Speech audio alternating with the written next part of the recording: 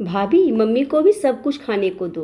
भाभी हम सब लोग यहाँ बैठ चाट पकोड़े खा रहे हैं और मम्मी सामने बैठी है, उनको भी चाट खाने के लिए दे दीजिए, क्योंकि मम्मी को तो चाट पकोड़े बहुत पसंद हैं।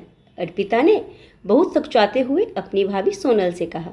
अर्पिता 3 साल बाद गर्मी की छुट्टियों में मायके आई थी और आज नमन सब के लिए ऑफिस से आते वक्त मशहूर स्वीट होम भंडार से टिक्की, बताशे, पकोड़े और पापड़ी भी बहुत कुछ ले आया था। और दूर बैठी सीमा उन सब लोगों को चाट बताशे खाते हुए देखकर चुपचाप मन मारे हुए उन लोगों को टुकुर टुकुर ताक रही थी। अर्पिता महसूस कर रही थी कि इन 3 सालों में बहुत कुछ बदल गया था। भाभी मम्मी को कोई भी अच्छी चीज खाने को नहीं दे रही थी, रोटी भी एक के बाद दूसरी बहुत ही कम देती।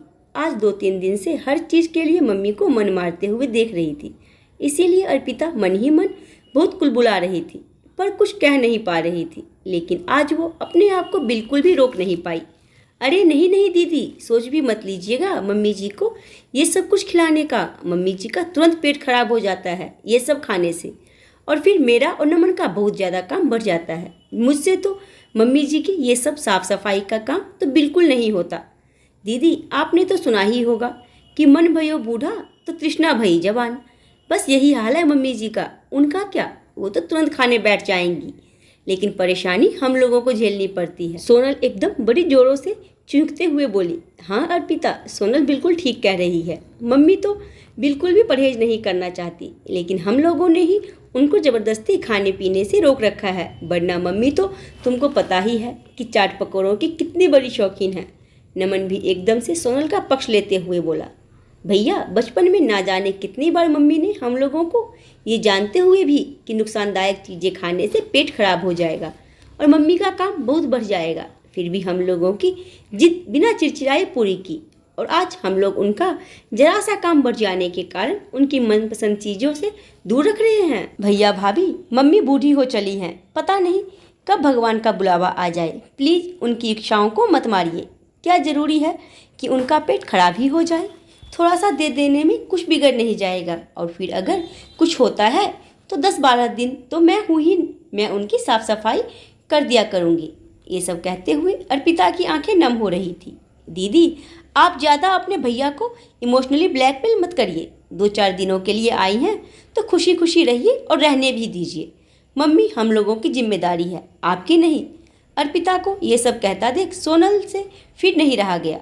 भाभी ये मत भूलिए कि कल को हम लोगों को भी यही सब झेलने के लिए तैयार रहना पड़ेगा, क्योंकि बुढ़ापा तो एक समय पर हम लोगों के ऊपर भी जरूर आएगा, और हम लोग जैसा करेंगे तो हमारे बच्चे भी हमारे साथ वैसा ही व्यवहार करेंगे, क्योंकि ये लोग हम लोगों से ही तो सब कुछ सीखेंगे। अर्पिता वही पास में बैठे सोनल के बेटे की तरफ देखकर बोली, जो बड़े ध्यान से बुआ और मम्मी की बातों को सुन रहा था। अभी सोनल ने अर्पिता को फिर जवाब देने के लिए मुंह खोलना ही चाहा था कि तुरंत नमन ने सोनल को रोक दिया। रुको सोनल, बिल्कुल सही तो कह रही है अर्पिता। अर्पिता हमें माफ़ कर दो।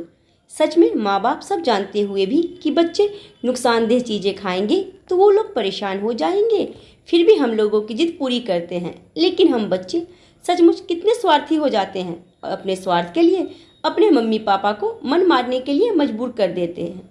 उनके ऊपर जरा जरा सी चीज़ के लिए रोक टोक लगाते हैं। लेकिन अब ऐसा बिल्कुल भी नहीं होगा। मैं अपनी माँ का मन बिल्कुल भी नहीं मार सकता। नमन के शब्दों में अफसोस झलक रहा था, क्योंकि वो तो सोनल के भड़काने में ही अपनी मम्मी को हर चीज़ खाने पीने से रोकता था, वरना वैसा भी नहीं था कि सीमा को कुछ हजम ना होता हो। वो तो बस सोनल को अच्छा नहीं लगता था और इसीलिए उनसे छुपा छुपा कर सब कुछ कमरे में बैठकर खाया पिया जाता था।